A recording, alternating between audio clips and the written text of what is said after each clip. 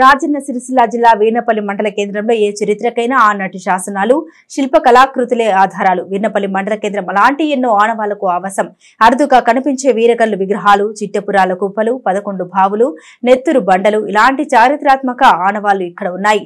ఎక్కడైనా ఒకే విగ్రహంపై చెక్కబడిన వీరగల్లు విగ్రహాలు కనిపిస్తుంటాయి. కానీ వీర్నపల్లి మండల కేంద్రంలో మాత్రం 6 బండరాలపై వీరగల్లు ప్రతిరూపాలు ప్రత్యేకంగా దర్శనమిస్తూ ఉంటాయి. అలా వారి పేరు మీదుగా ఆ వీర్లపల్లి కాలక్రమేణా వీర్నపల్లి మారిందని స్థానికులు చెబుతుంటారు.